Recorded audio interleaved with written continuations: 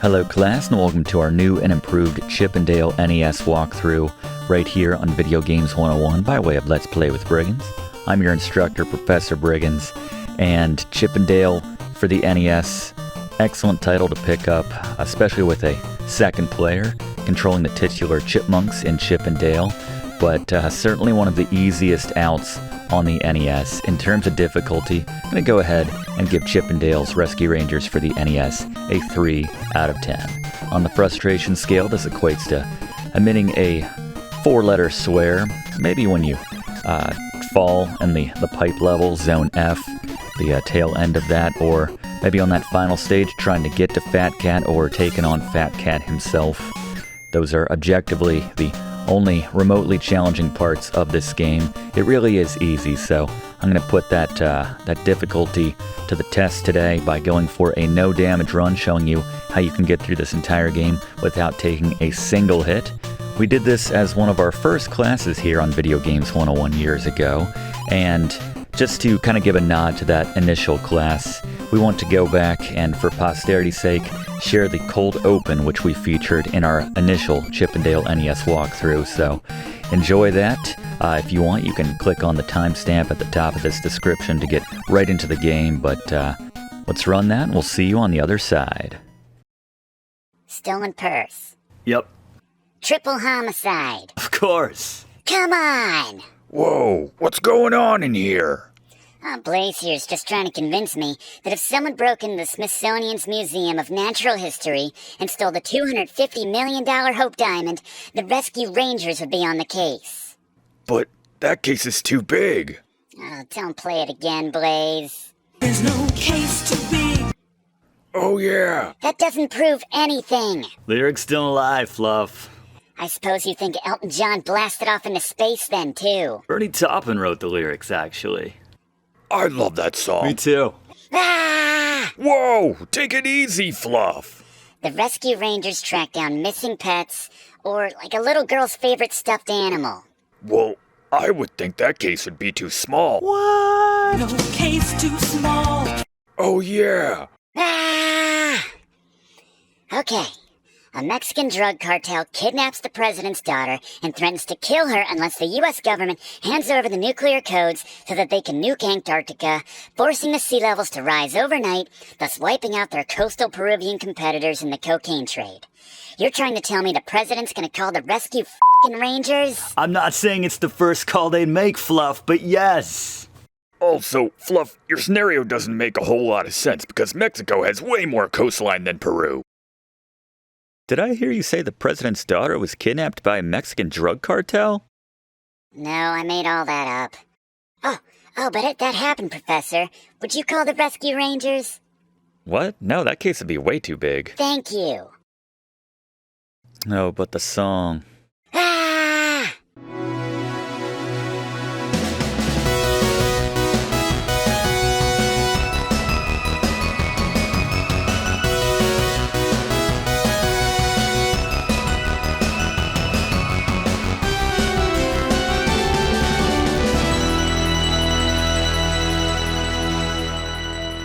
Alright, as we begin a new game, I'm going to go with Dale, always a Dale guy as a kid. As we take a look at the controls for Chip and Dale for the NES, you can see jump with A, pick up items and throw them with B. We can pause with start. We can also show our stats / kind of pause it with select as well. Moving around with that D-pad, and you can hold down to hide in certain things which you're carrying. You can also drop down by holding down and tapping A. You can throw things when you've got them by holding down and tapping B as well, as we get some context. Yeah, nothing like the cases we covered in that cold opening. Right now we're just trying to find a lost pet.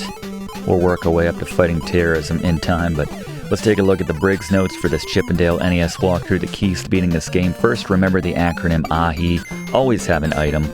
Boxes work well, and you can, once you have one, hold down to take cover in it, and the enemy will be destroyed when it hits you instead of you taking damage. You can even salvage the item if you're holding a nut instead of one of these boxes, which are single use. Note that's a metallic nut, not a tree nut. both exist in this game, I suppose. There are acorns. We'll go to Blaze in a second, but scroll enemies out to make difficult jumps a little bit safer, and go high for the one-ups. We'll show those in those kind of bonus stages, but let's get Blaze to give us an overview now of the items of Chip and Dale's Rescue Rangers.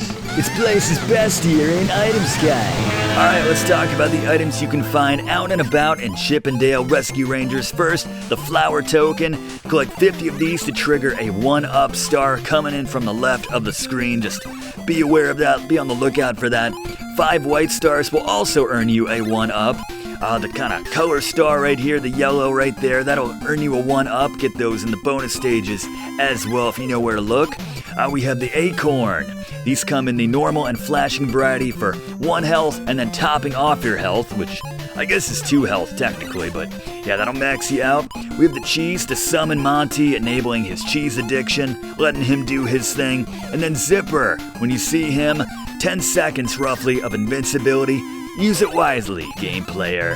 Thank you very much, Blaze. And we're coming up on our first boss for Rescue Rangers, so let's throw it to our resident boss expert, Gary. It's Scary Gary's Boss Beaters. Right, the first boss here in Rescue Rangers. I should preface this by saying none of these bosses are all that difficult. They all take 5 hits, but we're leaving up there just the same, just to remind you. But for this first boss, just bait his lightning attacks to the middle of the screen, grab that ball after they're clear, toss it up in the air, dodge once again, repeat this process, 5 hits takes him down. Thank you, Gary. And as we mentioned in the Briggs notes, that final one, go high for those 1-ups. That top middle one is almost always a 1-up, so you can stock up on extra lives right there. Battle with your +1 if you're playing 2-player mode over who gets the rights to that one. Usually the rule in our house growing up was whoever needs it more. Whoever is more deficient on extra lives is the one who gets that. Good way of keeping everything nice and fair and without issue. In this type of game, yeah, you can you can scroll people off the screen in some cases. Certainly in Zone F, which we referenced in the opening. But yeah, friendships are made and lost in a game like this. You can scroll people off the screen in this stage as well, one of these vertical scrollers right here. Good idea to always have a box. Remember Ahi right here, always have an item for these flying squirrels right here. So when you scroll one off, you can be ready to take shelter in it as necessary. And next boss, Gary. Boss Beater. Alright, the boss of Zone A, we want to prioritize dodging those feathers, finding those open breaks, and using those to thread that needle, as the professor would say. And just pick up that ball, give it a toss when you get that opening, when you have a chance, toss it up, and yeah, once again, 5 hits takes him down. Thank you very much, Gary. Once again, we're going high to get that extra life here. As we're out to rescue Gadget here in the first half of the game. And we reference this in the whiteboard, and I'm not ashamed to admit it, my first crush may or may not have been Gadget from Rescue Rangers. Just me? Leave a comment. Anyway, we're going through every single stage in this Chip and Dale NES walkthrough. Strictly speaking, it's not necessary. We didn't have to go to this level in particular at all, as you can see. As we get back to the map here, you can just go to B and then skip A and C altogether. So we're doing an extra level here, but we want to go in order, alphabetically, show you every single stage here in Chip and Dale Rescue Rangers. Can use that invaluable information which Gadget gave us in that last cutscene there. Maybe a grandiose term calling that a cutscene, but we can do a triple jump on the taps here in the midway point through Zone B to turn off the water. Right here, plenty of flower tokens to be grabbed around here as well. So the water will do 1 bit of damage to both Chip and Dale. Not collectively, it's not going to hurt both of you if only one of you hits it, obviously, but we're going to avoid it certainly as we're still working on our no damage run here. I want to show that this game can certainly be beaten amongst the easier NES titles without taking any damage whatsoever. Careful about jumping over the pots here with that apple. Again, that will stunt your jump until we get an item which is actually the next chest that we open up. Blaze, What's this item we're about to get? Alright, the P always kind of reminded me of a pepper shaker, but this is your power right here. This allows Chip or Dale, whoever picks it up, to carry large objects, the apples, logs, etc., and still make those full jumps. Still gonna be sweating, but that's what it does. Make those full jumps once you have it. Thank you very much, Blaze. So yeah, we just retain that for the remainder of the game. Mind the ditses, you'll see right here. We just got a 1-up from our tokens. Yeah, the ditses will duplicate you once they see you. Makes no difference in their movesets or anything. Anyway, next boss, Gary. Boss beater. Alright, there's two things to mention about the boss of Zone B. First, avoid the sides of the screen. That's where he appears from, so he can hit you very easily with no time for you to react. Secondly, if he's flying at a low altitude that's right above you, don't throw that ball up when he's over you, as you'll do a little hop and jump into him and take damage. Otherwise, stay a little bit off to the side of the middle so that you can anticipate and get out of the way of those alien drops as they pop out. But yeah, if you toss that ball left to right fast enough when they appear, you can get a double hit in some cases. But yeah, as per usual, 5 hits to take him down. Excellent tips. Thank you very much, Gary. Quite necessary for the no-hit run that we're going for here. Careful, guys. Just saw Fat Cat send some tough-looking characters to Zone D. That's her subtle way of reminding us that we don't need to go to Zone C, and if we care about her, we probably skip Zone C. But we care about you, class, so we're going to show you every single stage here in Chip and Dale's Rescue Rangers. Zone C is the first level we've come to which does not feature a boss, for what that's worth. Note that these kangaroos take 2 hits for whatever projectiles you might throw at them, making just hitting them with boxes and taking them down. That was close. Taking them down that way, just not practical in a lot of cases. Birds still go down with 1 hit, though, the bomb-carrying birds right there. Don't give them a chance to do anything with those bombs. And this last one you'll want to take out because it's guarding that door. And we can't, as you can see, couldn't jump in over the kangaroo to get to said door. Mind the 1-up down there at the bottom. Or note it, pick it up. Guess we're in a library right now. I'm not really exactly sure, but now we're up at the top here, trying to get every last bit out of Zipper that we can. Grab that P if you have a second player right there. We don't need an extra one. There's no additional bonus. As we reach the end of the level, and there's no 1-up this time if we go high, as you'll see, but I gotta tell you, it's one of those Mandela effects for me. I remember him being called Zip, but his name is clearly Zipper, so it always sounds weird. Anyone else got any of those Mandela-isms? Obviously the Berenstain Bears was a big one. Jif Peanut Butter versus Jiffy Peanut Butter. See, now I'm hard-pressed to think of what the actual name is. Anyway, leave a comment, class. So note the different coloring on those boxes, which will come to life and attack you. You can clear out these Jack in the boxes. Otherwise, they'll retreat into their boxes and give you a small window in which you can go through. With these spinning enemies, sometimes you might want to hit them just so they don't do their little topple up and down. Gives you a little window to jump through with relative safety. You'll notice if you go through a door while you're holding something, you'll come out the other side with your arms still in that upwards animation as if you were holding something, but yeah, the item will mysteriously have disappeared. Watch out for these guys. They take 2 hits and they can knock blocks out of the way. And we're hitting these switches with blocks to stop the balls from coming in. Don't turn that one on. This one's unavoidable. We can turn it off, but there's a life-topping off acorn right there. Mind the cracks right there. Just jump over those.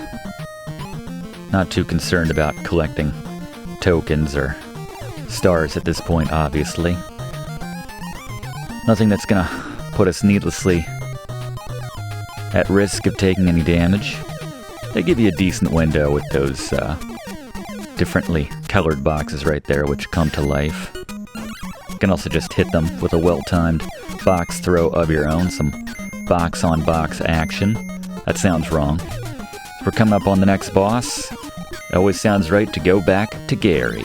Boss beater. Right, the boss of Zone D, very easy to get double hits in if you throw it at just the right time. This is right before that robot reaches the middle of the screen. Aim right for that yellow light section on his upper chest, and find the gap between those falling balls, the widest gap, to thread that needle right there, to say that again, and then 5 hits will take him down. Some efficient boss killing right there. Thank you, Gary. So we get another one up at the top right here. And gonna go to another unnecessary stage right here. Again, this time Gadget's given us the tip that she left a boat for us at Zone E. So I don't know, I guess she's not too concerned about being rescued in a timely manner. But watch out for the pieces of the fence which break away. Obviously, very differently animated, so it's clear that they're about to give way. Those will cause damage. You can jump through the silk of these enemies, so you don't have to worry about that. We could do these full jumps with these logs. Those would otherwise stunt our jumps, but since we have the P, we can do a full jump right there, and just kind of trigger these little beetles to pop out, and then react accordingly. Note that they do that little hop right there. And we got a 1-up at the start of this next area. Should mention, wasn't really mentioned in the controls, but if you do have a second player, you can pick up your fellow chipmunk and kind of toss them, so that's an easy way to get a little extra lift to get that 1-up without having to go the way that we went right there. And we got a boat right here, which seems completely unnecessary to me. Can I use Blaze's graphic? It's not an item strictly speaking, but yeah, just... And same with this right here. It's just a little pickaxe, I suppose, or mallet for getting through this one little area. Completely unnecessary. I'm gonna poach it. Blaze isn't here right now. I don't think he'd mind. Completely unnecessary item right there. I mean, it's nice to hit these guys with, but just one of those things that, you know, why don't you use it in more stages if you're gonna put it in the game, Capcom? Anyway, be very careful with these pits right here. You gotta make a jump at the last second to avoid taking damage, and then you got these kind of evil zippers popping in. Just be aware, but next boss, Gary. Boss beaters. Alright, if the boss is low enough in Zone E, once again we can get a double hit in by tossing up, or you can get one on the sides if the spacing works out as well, but you really want to prioritize dodging in this battle once again. Don't allow yourself to get cornered by the projectiles or the boss himself. Stay on the more open side, but 5 hits will take him down. Thank you very much, Gary. Yeah, one of the more difficult bosses. It's all relative, obviously. We're not, it's not Dark Souls or anything. It's not Elden Ring. But, you know, for this game, some of the more difficult ones. Again, leaving us high and dry here in Zone E, unfortunately. Alright, Zone F, the infamous pipes. Remember, my brother would always have me when we'd play this co-op together. Such a good game to play, 2-player co-op at the same time. Yeah, he would always have me pick up his chip character, as I was always better at the pipe area here at the end of Zone F. You don't need the power-up to be able to pick up another chipmunk and jump at full length, but the basic strategy is to scroll as much of the screen up as possible by doing full jumps, as we'll show right here, and then do them as quickly as possible as well. So as soon as you get to a new level, basically want to just advance the screen as quickly as possible, and that'll trigger that next pipe to come out a little bit sooner, and you just get into a nice kind of pacing and spacing for the various pipes to make getting up to the top very simple. I think a lot of people make the mistake of just hanging back a little bit too long and trying to find that perfect opening, and yeah, that's when it costs you. So be aggressive, and that's how you clear out the end of Zone F.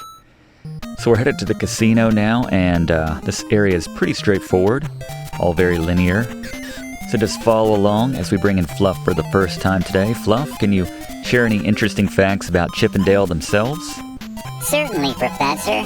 So Chip and Dale's origins trace back to their first appearance in a 1943 Disney short about Pluto, called Private Pluto. It wasn't until a few years later when they were given a more regular role in the Disney universe. This included getting their own names, as Disney animator and story artist Bill Tex Henson suggested Chip and Dale after the famous 18th century furniture designer Thomas Chippendale. Seems obscure a place as any to find inspiration for naming two chipmunks, even in the 40s.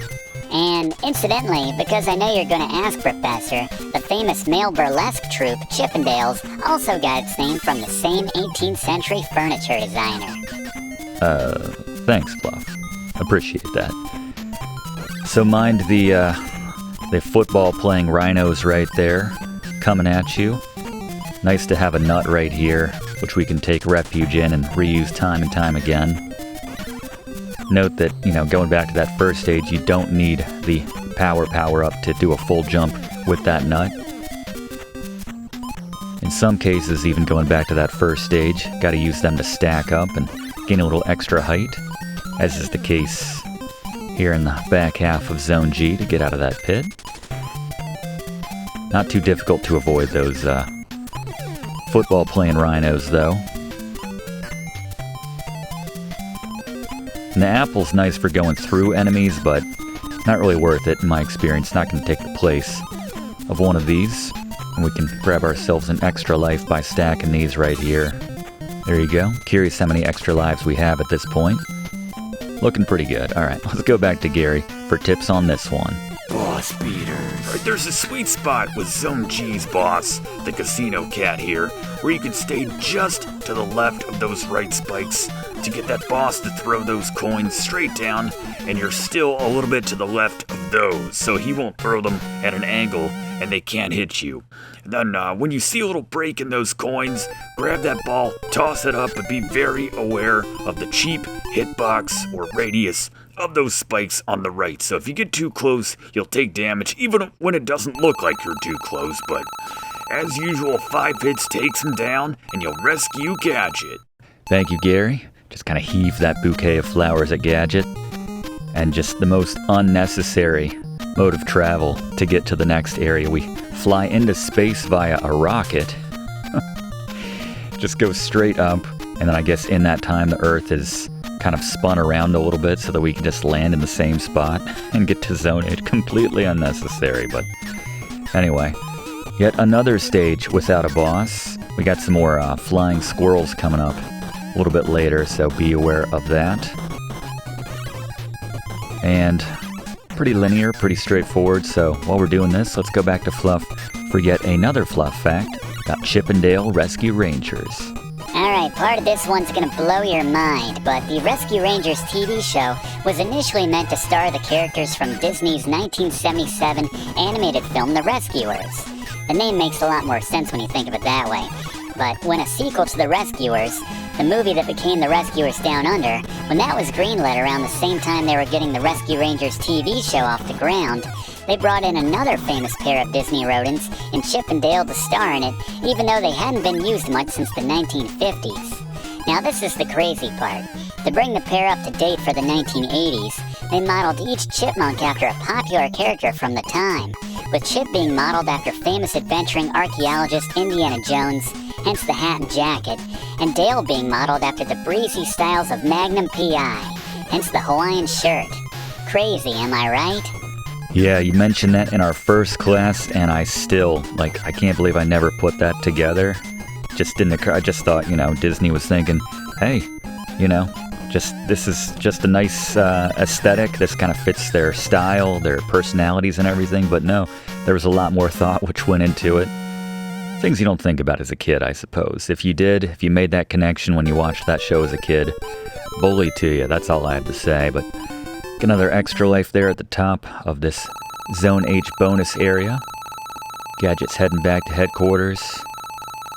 Watch out for the fans in Zone I. They could blow you away. Yeah, they're kind of frustrating. A little annoying.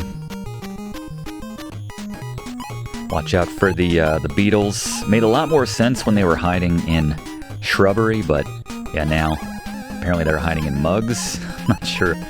Seems like more of a chameleon move, but that's fine. Alright, so these are the fans which Gadget referenced. Just gotta walk towards them and then jump, and then the important thing to note is kind of that break point of when they're no longer affecting you when you're above them, because your movement speed will instantly pick up. And note that these storks right here can only be taken out by aiming for their legs. If you throw the box at their mouth, they'll just swallow it up and spit it right back at you, so just be aware of that. Gotta duck when you're on even level with them to take them down. Do one of those low throws right there. Sure glad we have Monty along to help us out in this adventure. Literally just here to eat cheese and smack through otherwise inaccessible walls right there. Just another unnecessary element of this game. Put it up there with the boat that we use for 6 seconds, the pickaxe, which we use for about 12 seconds, and the rocket we use to fly and just come down in a different part of the world. How much fuel did we waste? We have to burn through just to make that stupid trip. I'm sorry, class, I'm just venting. Gary. Boss beaters. Alright, zoned eyes, boss. You want to pick up that ball and toss it in the middle as that boss is approaching, then retreat between those 4th and 5th lines from the left, like we showed, to avoid damage, as the other parts of the boss will fall on either side of you. But yeah, just repeat this rhythm 5 times will take him down. You're moving on.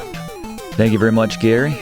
Remember this one from the commercial of the game, actually. In our test center, world-renowned experts play Disney's new Chip and Dale's Rescue Rangers game from Capcom. Here's what they say. Way cool. Definitely rad. You'll help Chip and Dale escape their enemies and rescue their good friend, Gadget. Definitely awesome. Alright. Absolutely nuts. Ouch. Play Disney's Rescue Rangers game for Nintendo by Capcom. Also, look for adventures in the Magic Kingdom. Yes! It's hot. It's hot. I love that girl's very honest opinion in real time. It's hot.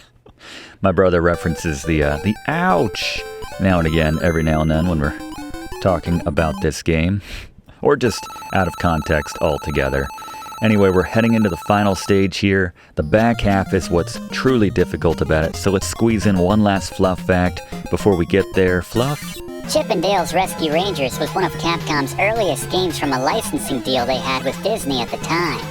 The game continued on a huge success that they had the previous year with DuckTales, and it sold roughly 1.2 million copies, which is good enough to just miss the top 50 best-selling NES games of all time, but good enough to be Capcom's 4th best-selling NES title after DuckTales, Ghosts and Goblins, and Mega Man 2, in that order. Chip and Dale's Rescue Rangers has the reputation of being one of the easier games on the NES. This is actually ironic considering the game was produced by Takeru Fujiwara, the same man behind one of the hardest games of all time for my money, the aforementioned Ghosts and Goblins. Maybe Rescue Rangers was just his way of making amends with the universe. Could well be. Alright, thank you very much, Fluff. Excellent work today. So as I mentioned, this is the most difficult stretch coming up here in just a second. Mostly because the enemies on the upcoming conveyor belt are those ones that fire the plungers, and they take 2 hits to take down. And there's very little wiggle room to avoid taking damage. There's a top-off acorn right there for what it's worth. So the strategy for avoiding taking damage or preserving as much health as possible is this. You want to trigger this first one to come out, get it shot off, and just dodge that essentially.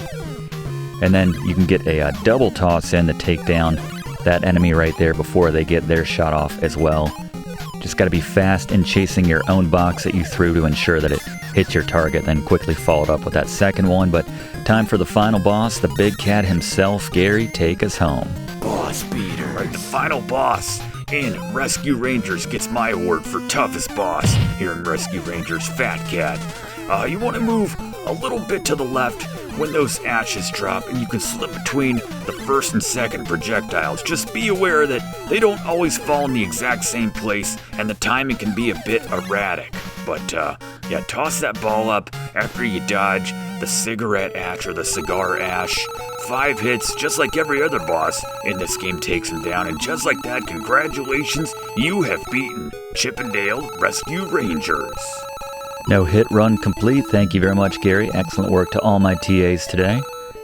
Yeah, that's generally where I do take damage. If I do in this game, it is to Fat Cat because of those ashes right there. But there you go. We will happily take that. If you haven't already done so, please consider subscribing to Video Games 101 to enroll in these classes. We do one of these classes every single week in the same spot.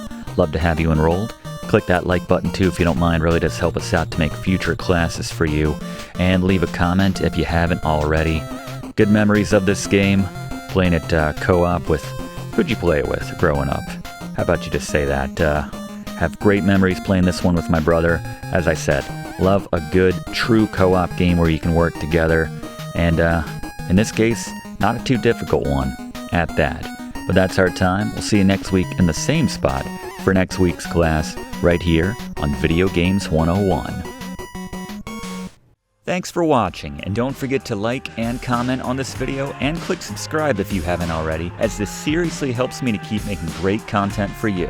And check the description of this video to see what song is playing right now.